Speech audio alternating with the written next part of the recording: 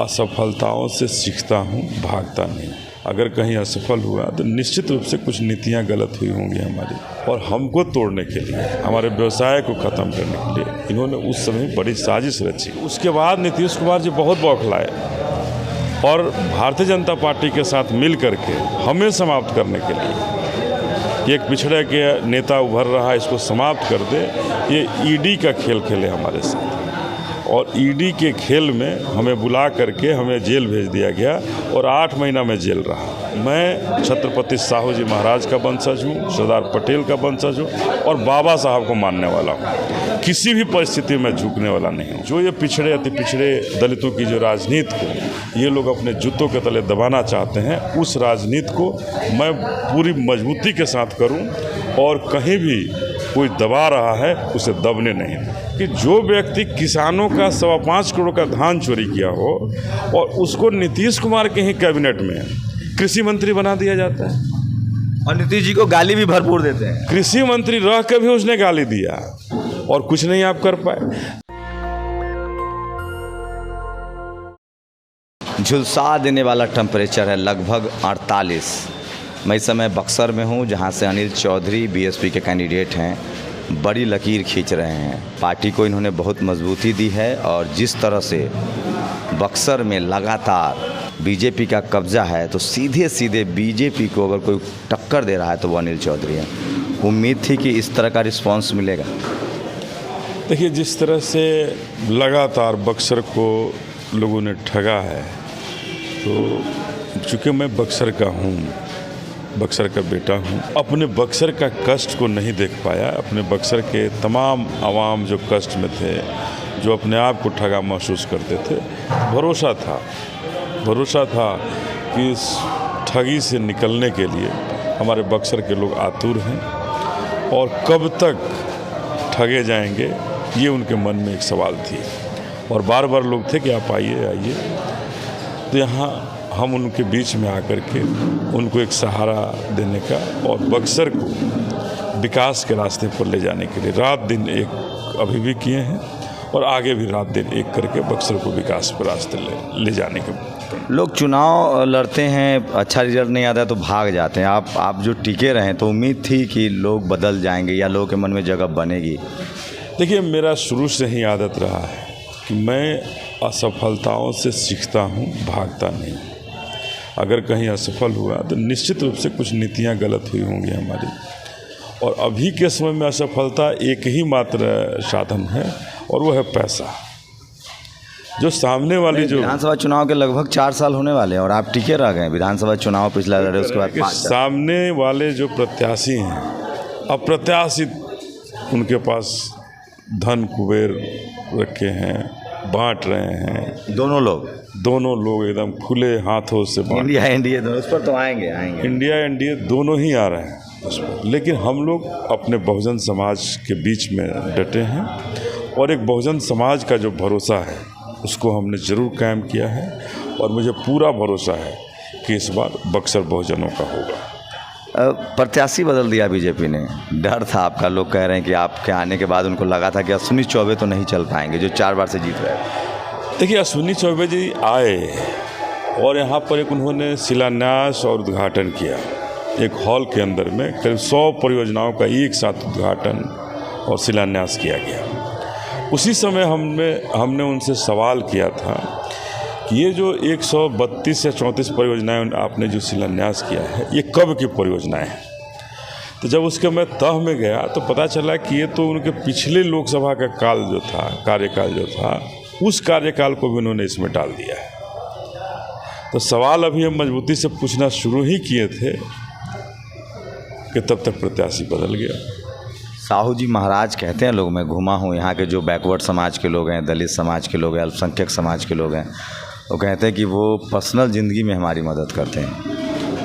देखिए, एक ललक है कि हमारे बहुजन समाज के लोग खुशहाल रहें, तो हमसे जो बन पड़ता है, लगता है कि उनकी आंखों को आंसू को पोंछ सकते हैं, तो उनकी आंखों को आंसू को पोंछने का काम करता है। और लोग बेताब हैं कि इस बार हम अपने हाथी को आगे बढ़ाएं। और छत्रपति साहू जी महाराज तो कोई नहीं बन सकता है, लेकिन उनके रास्ते, उनके जो सपने थे, उन्होंने जो बताए थे, और जो उन्होंने एक समाज को एक रास्ता दी थी, सबसे बड़ी बात है कि उन्होंने समाज को एक रास्ता दी थी। उसी रास्ता को हम फिर से बताना चाहते हैं कि हम पिछड़ों की राजनीति, हम पिछड़ों का जो विकास का रास्ता, राजनीति में रास्ता अगर किसी ने रोक रखा है, ये कौन लोग हैं जो रोकने वाले हैं?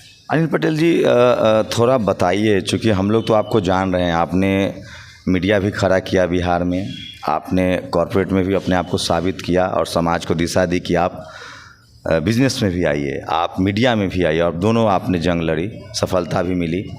आप बीएसपी को आप पिछले 5 साल से तो मैं जान रहा हूँ कि आप मजबूत कर रहे हैं पार्टी को, और यहाँ तक आपने पहुँचा दिया, बड़ा चेहरा है आप। थोड़ा देश भर को और दुनिया भर के जो बैकवर्ड समाज के लोग हैं, दलित पिछड़े समाज के लोग हैं, जो नेशनल दस्तक के 50 करोड़ दर्शक हैं, थोड़ा सा बताइए कि संघर्ष कहाँ से आपका शुरू हुआ और आज इस मुकाम पर पहुँचे?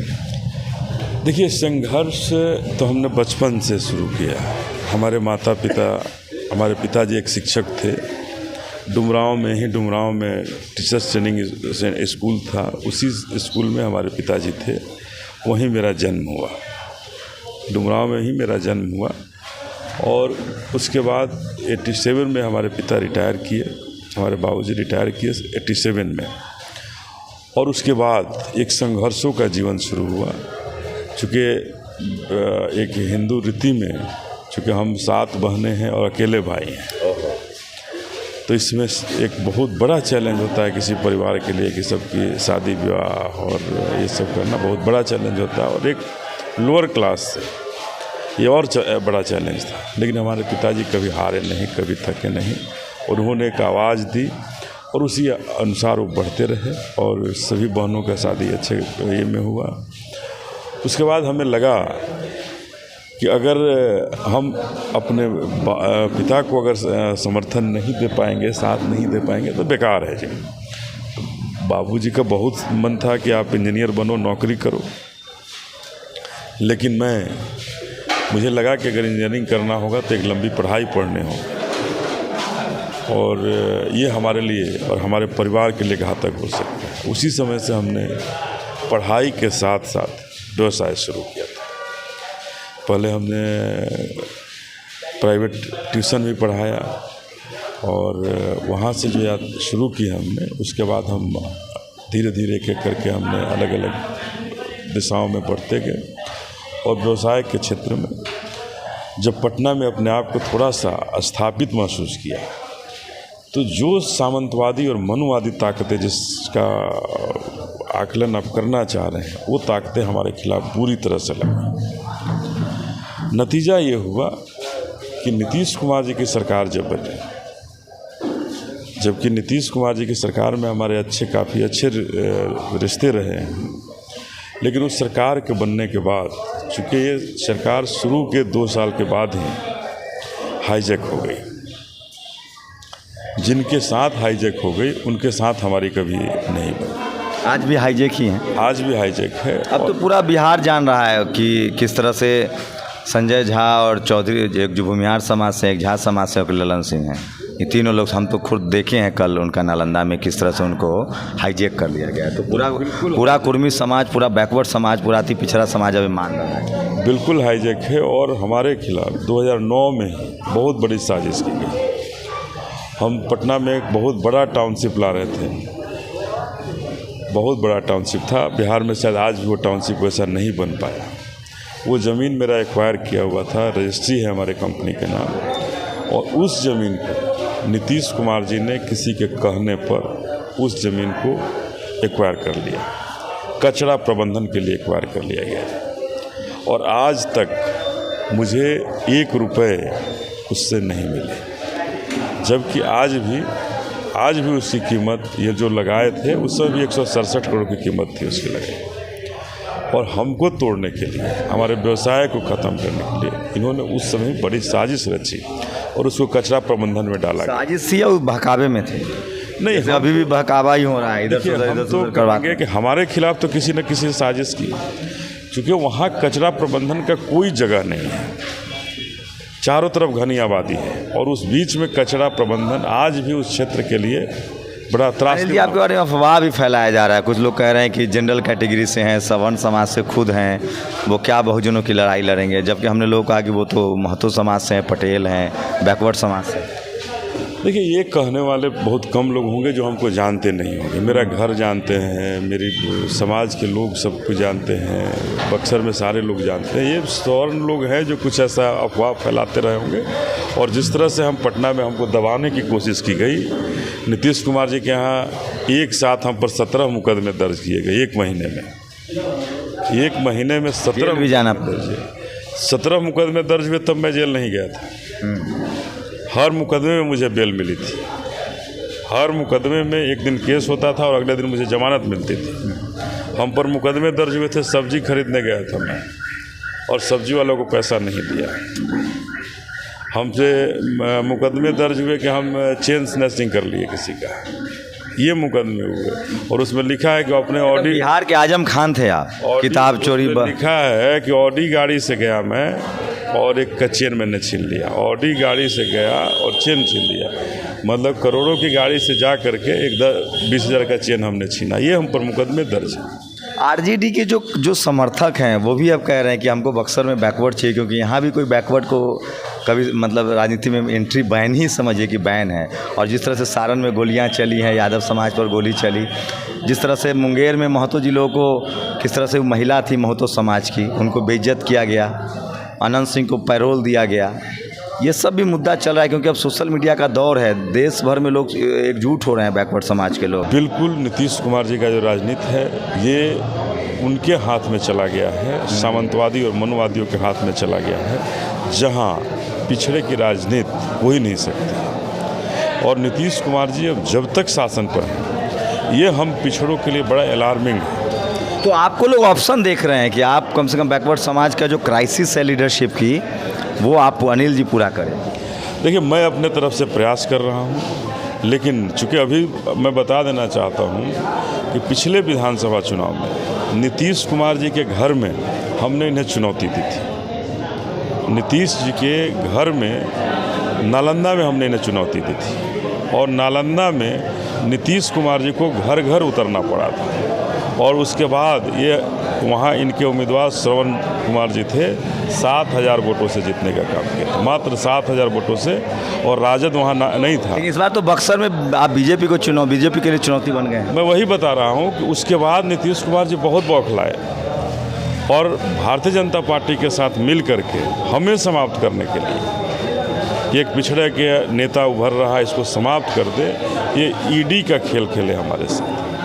और ईडी के खेल में हमें बुला करके हमें जेल भेज दिया गया और 8 महीना में जेल रहा। उसके बाद हम पर बहुत सारी राजनीतिक पार्टियों का दबाव आया कि आप यहाँ आ जाइए, वहाँ आ जाइए, लेकिन मैं टूटने वाला नहीं, झुकने वाला नहीं हूँ। मैं छत्रपति साहू जी महाराज का वंशज हूँ, सरदार पटेल का वंशज हूँ, और बाबा साहब को मानने वाला हूँ। किसी भी परिस्थिति में झुकने वाला नहीं हूँ।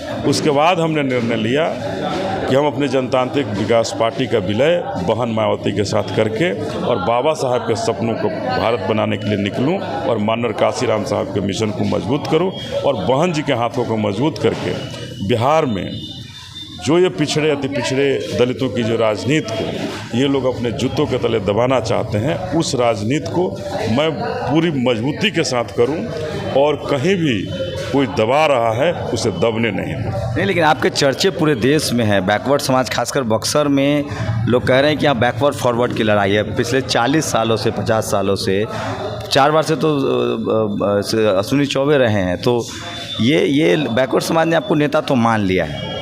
देखिए, ये बक्सर की अगर बात करें तो आज़ादी से अभी तक, आज़ादी से जब तक ये बक्सर लोकसभा सीट पर चुनाव हो रही है, एक बार तेज नारायण सिंह यादव यहाँ चुनाव जीते थे। उसके बाद और उसके पहले लगातार उन्हीं के चंगुल में रहा। आरक्षित सीट माना जाता है, ये जनरल रिजर्व है। जनरल रिजर्व नहीं है।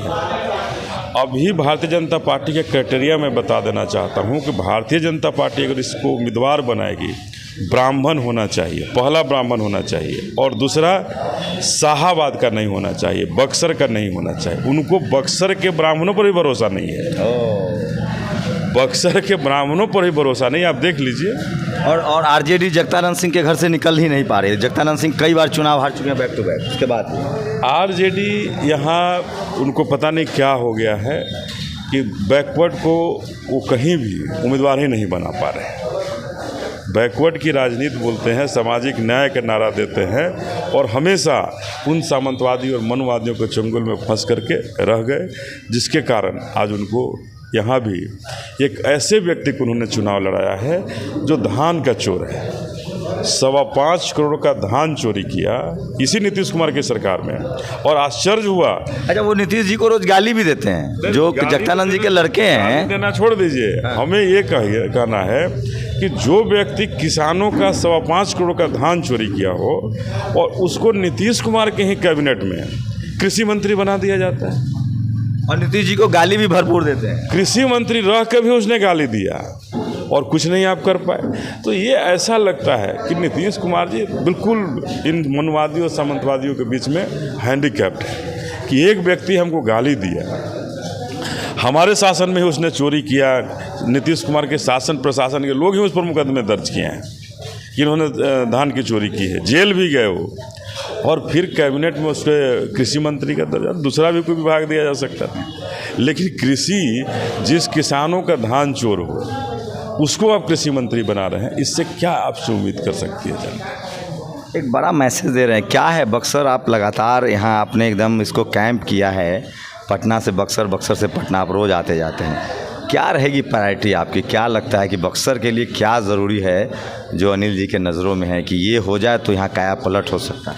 देखिए, आप जो रोज़ आते जाते नहीं हूँ मैं, लगभग 2 महीना से मैं स्थिर यहीं बक्सर में। नहीं, लेकिन 2 महीना तो चुनाव है, आप रोज़ आते जाते भी हैं। पहले मैं आते जाते रहा, लेकिन अभी 2 महीना से तो मैं स्थिर बक्सर में पड़ा हूँ और बक्सर के एक एक गाँवों को हमने घूमा है, एक एक पंचायतों को घूम करके लोगों को हमने देखा है कि बक्सर में क्या कमी है, हमारी माताओं बहनों को क्या कष्ट है, कैसे उनका इस कष्ट का निपटारा हो सकता है, कैसे हमारे बक्सर का विकास हो सकता है। इन तमाम बातों को हमने देखा है और देख करके हम बक्सर के विकास के लिए, कि बक्सर को विकसित बनाना है, तो निश्चित रूप से बहुजन समाज पार्टी को जिताने की जरूरत। दूसरे पिछड़े नेता भी समर्थन करें, राजभर समाज ने भी समर्थन का ऐलान कर दिया, जबकि उनकी पार्टी भी है वहाँ, बीजेपी अलायंस में है।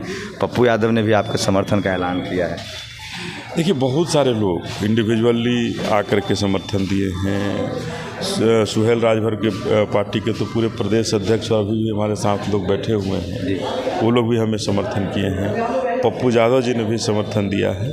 तो ये समर्थन ये बताता है कि हम बहुजनों के हित की रक्षा करने के लिए आगे बढ़े हैं और बहुजन समाज में जो विश्वास रखते हैं, जो पिछड़े समाज में विश्वास रखते हैं, अति पिछड़े समाज में विश्वास रखते हैं, वो सब बहुजन समाज पार्टी को समर्थन दें। बैकवर्ड फॉरवर्ड की लड़ाई तो है बिहार में पूरी तरह से। देखिए, हर सीट पर है, लेकिन बक्सर में कुछ अलग ही है, कुछ अलग ही ये लड़ाई है। क्योंकि यहाँ इन्होंने अपनी जागीर बना दी है, ये जागीर बन गई है और इस जागीरी को तोड़ना, बहुजन समाज के इस सामंतवादी और मनुवादियों के जागीर को तोड़ने के लिए पूरे बहुजनवादी जो लोग हैं वो एक मंच पर आ रहे हैं, एक मुश्त खड़े हो रहे हैं कि इस बार इसको तोड़ देना है। बहन जी की रैली थी, जिस तरह की भीड़ जुटी, उम्मीद थी कि इतने नहीं, उम्मीद नहीं थी कि इतने लोग उस गर्मी में, उस तपिश में आ जाएंगे। उस तपिश में लाखों की संख्या में लोग आकर के बहन जी का आशीर्वाद लिए और आशीर्वाद दिए, और माताएं बहनें तो इतनी खुश हुई और इतनी बड़ी तादाद उनकी थी कि लगा कि निश्चित रूप से इस बार बहन जी देश का हुक्मरान बनने के लिए आगे बढ़ेंगी। तो सोचिए, सबसे बड़ी चर्चा जो है वो अनिल चौधरी की है। उर्फ अनिल जी महतो समाज से आते हैं, पटेल समाज से आते हैं, बैकवर्ड हैं और शून्य से शुरुआत किया, शिखर तक पहुँचे हैं। कॉरपोरेट में रहे, बिजनेस में रहे, मीडिया खोला, पार्टी को भी मजबूती दे रहे हैं और इनको साहू जी महाराज कहा जाता है, बिहार के साहू जी महाराज। बीएसपी को भी काफ़ी मजबूत कर रहे हैं, बक्सर से चुनाव लड़ रहे हैं और बियॉन्ड द पार्टी लाइन दलित, पिछड़े, किसान, अल्पसंख्यक, गरीब, बैकवर्ड समाज के लोग, पिछड़ा अति पिछड़ा इनके साथ खड़ा है।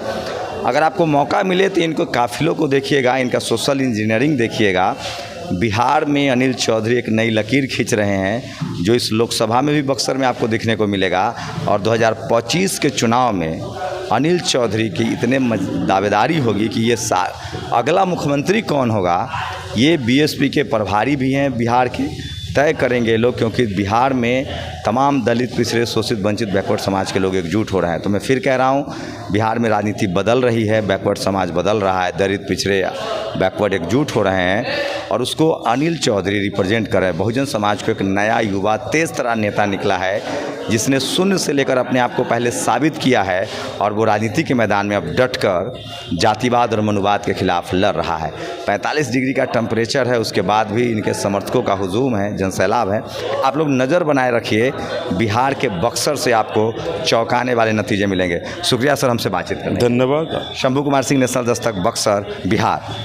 नेशनल दस्तक की आपसे गुजारिश है कि अगर इसको बचाना चाहते हैं तो नेशनल दस्तक को सब्सक्राइब करने के लिए रेड कलर के सब्सक्राइब बटन को दबाएं, फिर बेल आइकन की घंटी दबाएं। नेशनल दस्तक को बचाने के लिए बहुत जरूरी है कि हर खबर को शेयर करें, लाइक करें, कमेंट जरूर करें।